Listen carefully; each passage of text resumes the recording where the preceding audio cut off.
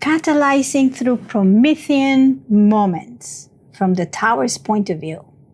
Perception. Taking a clear stance at the tower observation point, I take both the time and the space to observe, and while at it, only little things can be seen moving, because everything acquires a different perspective. Time seems to stall, and space seems to expand. It is only perception. While everything outside on the horizon is moving slowly, everything inside is translating more about where I am in my life. Once I enter this spectrum, I experience subtle things. Both infrared and ultraviolet rays can be sensed. Movements only a camera will show you. Looking at rhythms, repetitions, behavior, and how people react, the tower's point of view is the best place to stand. Sat, my Daoist sifu, used to ask back in New York, if you see a bunch of rats running downtown, where do you go? Half of the class was saying uptown, and he would say, wrong, you have to follow the rats. So it's about getting back to instinct, getting back to quietude, so I can actually perceive things with my senses, not my mind. The mind is very important to use only when it's needed, using logic. But everything else that is going to allow me to sustain my life has to come from internal relationships. We're also beginning the annual journey of the sun through the splenic gates in human design, a 6-week passage that activates our instinct, our fears, and our intuition. This is a cycle where the body teaches us how to trust our senses to understand where we are. It begins with gate 18, the drive to correct and to improve, the place where sight knows when something is off. It then moves to gate 48, the well of solutions, where the fear of inadequacy lives, again through the sight discerning whether there is enough depth. Gate 57 carries the fear of the future, yet here intuition sharpens as clear hearing. Gate 32 holds the fear of failure, preserving what endures through instinct. Gate 50 brings the fear of responsibility, shaping the values that sustain community. Gate 28 touches the fear of life being meaningless, awakening the struggle for purpose. Finally, Gate 44 holds the fear of the past repeating, an instinct that calls on memory and recognition.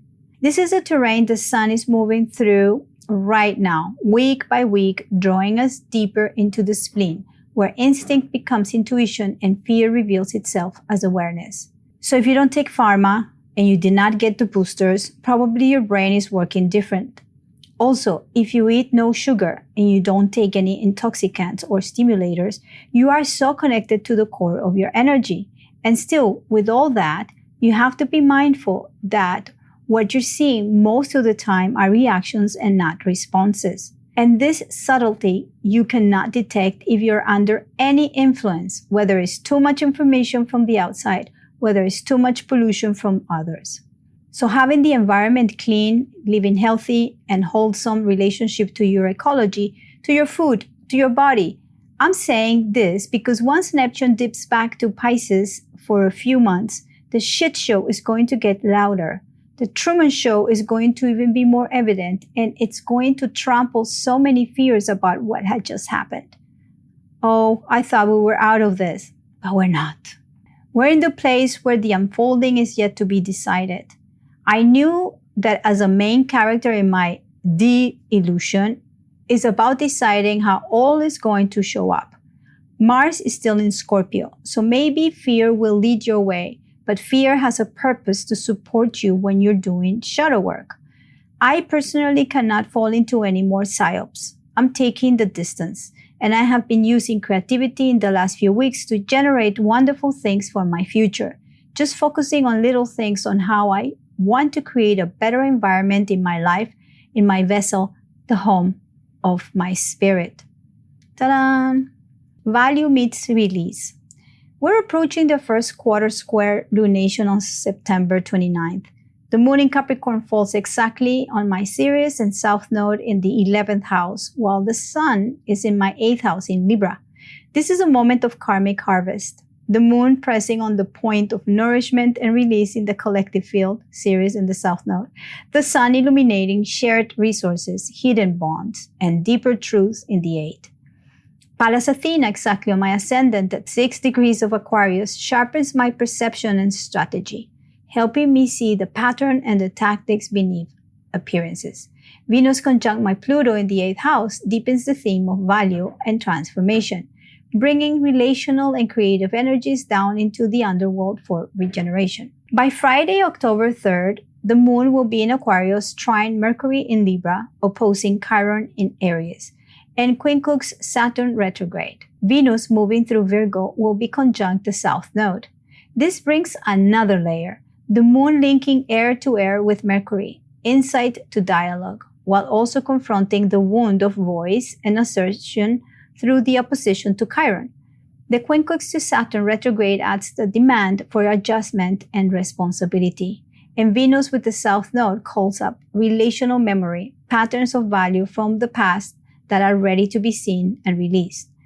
The interesting part is that we're inside the Truman Show. Conspiracy theories have been proven to be real, and the more you tap into them, the more you realize that there is something that is holding all of this lie together. Partially, if not all of it, is the fiat monetary system that is holding all this degeneration, control, and centralization, and the incredible darkness that comes from taking part in it. I don't know, decades, years of destruction towards the human spirit. Now, I take a stance. For me, it's not important anymore if I can prove that this is a theory, that it is conspirational, and beyond that. For me, it's like how much of this is a lie inside of myself. How much of it I'm not seeing the truth, where I'm not accepting my reality. How can I make my reality full of clarity? So for that, I got to be very honest, and I have to look at myself very, very, very thorough.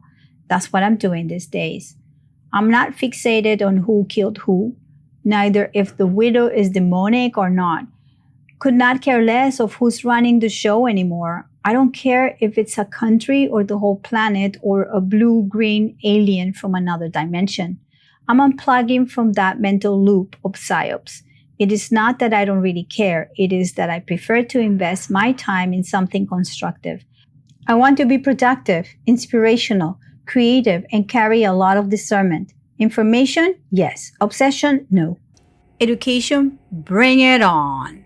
I had to get some distance because this can drive anyone crazy. Indoctrination has already driven a large part of the world completely insane. So I just want to make sure that I'm not indoctrinating myself in conspiracy theories. What I felt the last few weeks is real. The loss of life, the loss of the power to keep on living in a world that perhaps one day stops being so violent. The danger of losing property rights, freedom of speech, freedom of movement. That is true for me, and it is to find a balance within myself so I can keep myself sane and creative, generating dynamic propositions that can lead to more education. Ta-da! The Tower perspective. As I stand back to observe and I refuse to fall for quick answers, I question all motives. That's a very objective Uranian characteristic of being in my 7th house, especially in Virgo, because I like to discern and refine what it is that I'm observing. Uranus is stripping away the surface narrative to reveal the deeper pattern and being relational. The quality comes alive in anything that I'm related to as a dialogue. Whether I'm looking at the news, I'm looking at behavior in general, or even financial charts. I'm always looking for pattern recognition to see how this behavior unfolds. When I get in relationships, I don't just meet a person or a friend or a situation or a thing. What is really in the meeting is the Promethean moment. It is an encounter that stimulates and accelerates my own individuation. So I look for them just to see where this jolt and bolt of electricity is going to give me some light. These are my Promethean moments. Uranus is the spark, the lighting that breaks the spell. Jeffrey Wolf Green calls it the function of liberation from the known. When the shock comes, the conditioning cracks and the soul has a chance to individuate. Mark Jones says that what surface in these shocks are residues of trauma carried into the subtle body. But through recognition, through consciousness, the same trauma becomes a door to freedom. Liz Green reminds us that Uranus is Prometheus, stealing fire. Enlightenment is never quiet. It burns, it wounds, it awakens, and is asking for an offering. When Uranus provokes, what falls away is the false order, the binding spell of consensus. What opens is pattern recognition. You see through, you pierce the veil, you break the conditioning. But Jung warns of the other side. The freedom can turn uprooted, severed from instinct, inflated into hubris. He describes it as a Promethean freedom without the gods, a soaring above the earth that risks disintegration. This is where Uranus can be Frankenstein, a vision ahead of its time, but turned monstrous if it forgets the body, the instinct, the ground, overstepping with arrogance and creating the conditions for its own downfall. And then there is Uranian fundamentalism, when the lighting flash hardens into ideology, when awakening becomes dogma. The danger is to mistake the shock itself as the truth, rather than as the opening to truth. Uranus catalyzes, but the work is to integrate, to bring the fire down, to live it, not to worship the strike. I have always felt a deep kinship with Jung's work. Very early on, I learned what individuation and shadow work meant. And when I discovered synchronicity, it was like a tuning fork inside of me. Not coincidence, but two events resonating through insight. It all made sense. So it never surprised me to find that he had written the prologue of the I Ching, a text I had been studying, and that he was doing astrological readings for patients. His work is familiar to me, almost cellular. And when I look at his chart, then I see why. Like me, he was Aquarius rising. We both have Saturn in the first house opposing Uranus in the seventh. This event happens every 15 years or so. With Uranus ruling from the seventh house and Saturn ruling from the first, his Saturn was in Aquarius, mine is in Pisces. But both are in the same houses. The same dynamic of polarity between Uranus and Saturn. The need to balance freedom with form, lighting with structure. Jung's Neptune was at the same degree as my Jupiter in Taurus. His Neptune squared his Sun and Ascendant, and for me, that same point squares my Ascendant. Our tension between vision and embodiment is shared across lifetimes. As consciousness becomes more independent, it risks pushing instinct into background, gaining Promethean freedom while losing its root in primordial images. That freedom can lift us, but it also carries the danger of being untethered, without ground. I know that edge intimately, having been born with Saturn in opposition to Uranus, with Pluto and Uranus in a balsamic relationship. Now those same planets form as sextiles and trines in the sky, urging me to live the higher potential of that tension to create rather than fracture. Uranus is not individuality in the solar sense, but a collective instigator. Its visions come whole, like lighting, without the slow testing of lived experience, without the embodied individual logos. This is the Frankenstein side of Uranus, the vision of liberation that forgets the body it animates. I know this edge well because my Uranus in Virgo in the seventh is relational.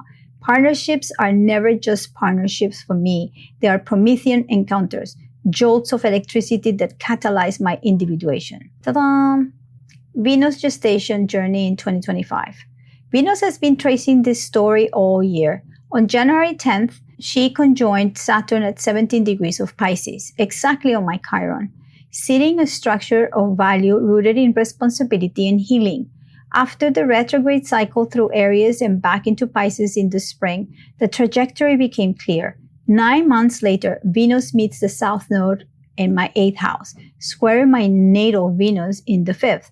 That conjunction at 17 degrees Pisces now meets its mirror point as Venus with the South Node at 18 degrees of Virgo stands in exact opposition, 180 arc, revealing that what was seeded then is now ready for release. It feels like a gestation cycle, carrying the seed through its stages and now arriving at the birth point. This is both a release and a hinge for me, a karmic letting go of unconscious patterns of merging, and at the same time the square presses an interval, a pivot point that spins the spiral into another dimension. It shows me how far my value has evolved since January.